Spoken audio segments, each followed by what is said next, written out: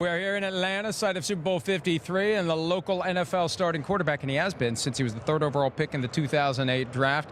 He's Matt Ryan with us here in person, 2016 NFL MVP. Matthew, how are you? I'm doing great. Ice baby right here. Matty Ice is here.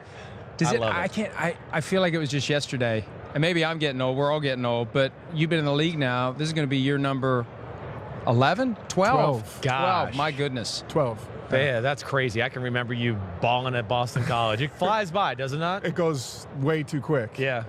I feel like I was just playing at Boston College, and here we are going into year 12. I feel really good, though. I feel young. So. Well, that's where I kind of wanted to go with you. You win the MVP in 2016. Like, this might sound crazy out of my mouth, and tell me to shut up if I am.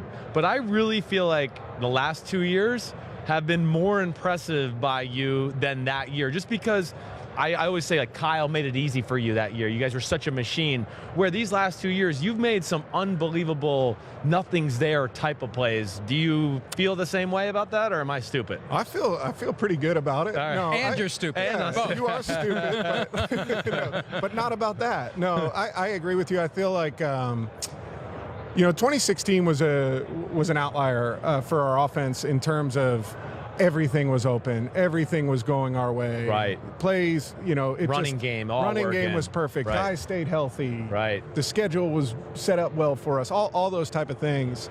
The last 2 years have kind of been grinder seasons for us. But I do feel like I'm at a point in my career where I'm playing my best football. And week in and week out, I'm putting a consistent performance in. Yeah. You hear these guys who are in their 40s talking about playing until 45, or who knows how long Tom Brady's going to play. Do you have an outward limit that you're targeting at this age? Like 50, 55, right? That's like the direction we should be going. I don't have a number, but as long as I feel good and I feel like I'm playing well, I really feel like the rules are set up more favorable than they've ever been for the quarterback position to play longer.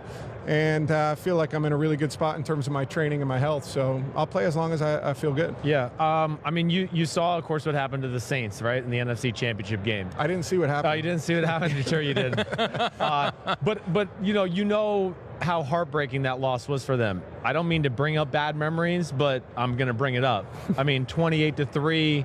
Do you still have days where you wake up in the morning and just go like, damn, I can't believe that happened?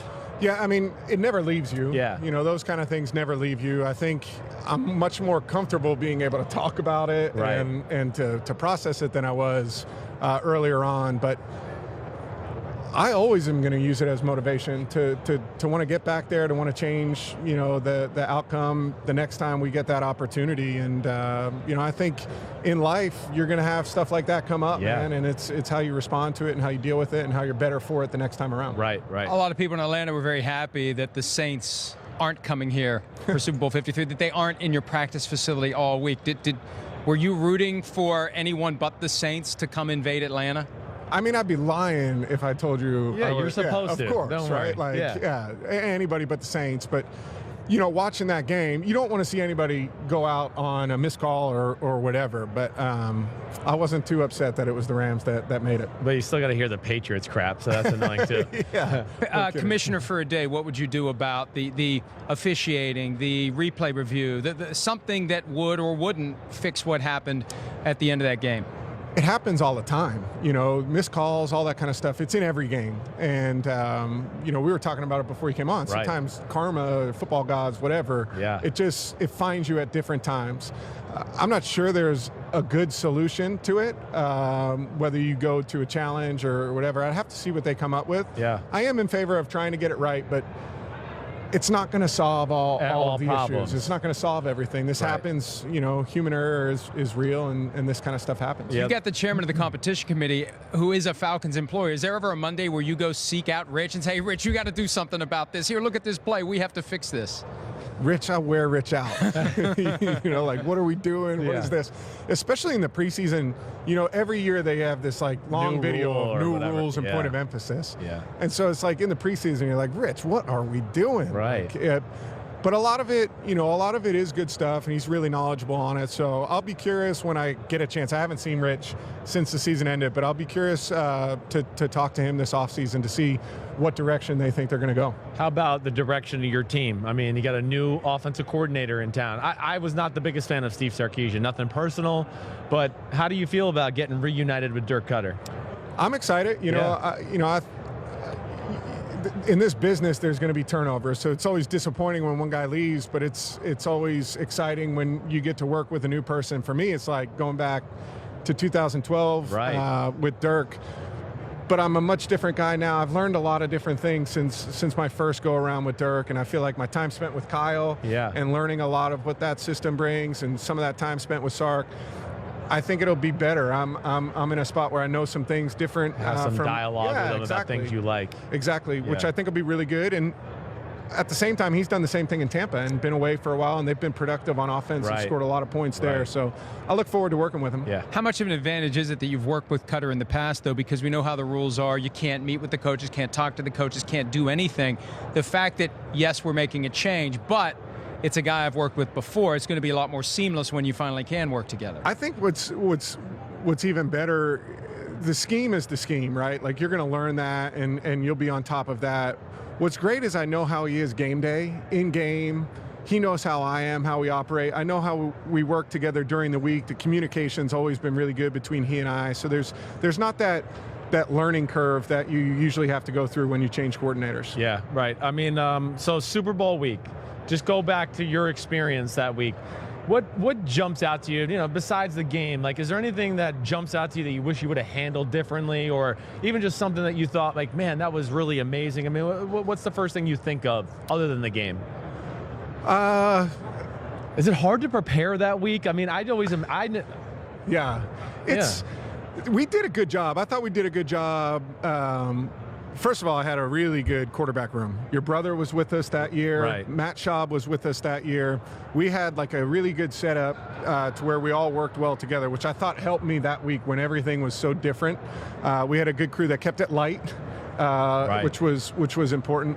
I think the biggest thing that, you have to be able to compartmentalize, because you want to be able to enjoy it and enjoy that experience of being there and all of the stuff that comes along with it, like this experience and all that stuff. Right. I wish I could compartmentalize better and then move on and be able to, enjoy that part of it and not dread that part of it. Right.